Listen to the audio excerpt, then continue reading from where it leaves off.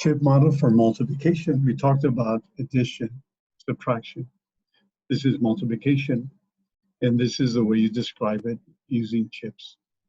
That 3 that you see there, that's going to represent how many groups of what follows, right? So we need 3 groups of -2. That means 1, 2, 3, 3 pairs. So it's 3 groups of negative. Negative is R, which means -6.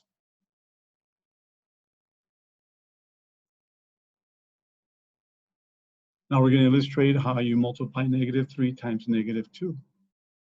This multiplication is going to read, notice this first negative represents remove. Remove 3 groups of -2. 3 groups of -2. So when you're working with negative times a negative, you always start with a 0. So write enough zeros. A plus and a minus is a 0. A plus and a negative is a 0. So we need how many groups of -2? 3. 1, 2, 3. But just make sure you put also 3 pairs of positives because we're going to start with 0. So you start off with your 0 and the negatives you're going to need. Now go to the remove. Remove 3 groups of -2. So we remove 3 groups of -2. And what are you left with? 1, 2, 3, 4, 5, 6. +6. This is an algebra formula. It's very popular. Recommendation, you commit it to memory. Remember, when you have an equal sign, it tells us that you have 2 names for the same thing. So even though this looks different than this, they produce the same thing. It's like saying that 1/2 looks different than 0.5, but they mean the same thing. Which side do you use? It depends what the problem's asking. Right here, they want us to simplify this. So right now they have the question in the side, on the left side form. This is the form the question's in. So we could remodel this into this. So notice the A, B, A, B. So to use the formula, go and identify who the A is. The -4 is acting like an A. So here's the A, here's the A. And the B is acting like the B. That hasn't changed. So get the A, square it. That's 16. Minus, the formula says, get the B, square it. So now simplify this as -4 to the second power is +16 minus B squared. This time, notice we're starting from the right side of the equation, the formula we had. They're giving us this.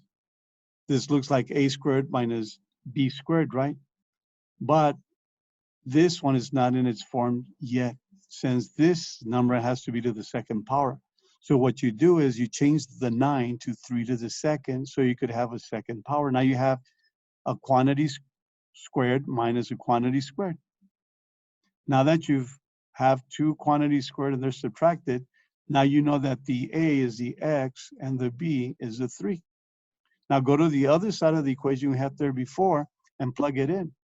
The A's go here and the B's go here. After you plug them in, this is what it will look like. So this has been rewritten like this.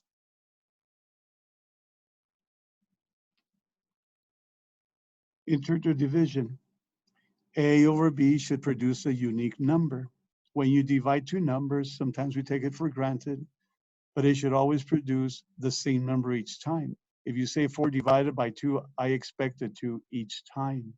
That's a very important thing you'll see right now. So A divided by B gives you a unique number because A equals B times C. What you did is that you brought the B over, you multiplied both sides by a B, now you have the A equaling B times C. Why can't the B be 0? Because if it did, then what would happen was be that if you're saying 4 divided by 0 is C, that implies that 4 equals 0 times C. And then why is that not sensible? Because now, can you think of a number that you can replace the C by, multiply it by 0 and get a 4? There's no solution. So when you attempt to divide by 0, one of the things that might happen is that you're not going to have a solution.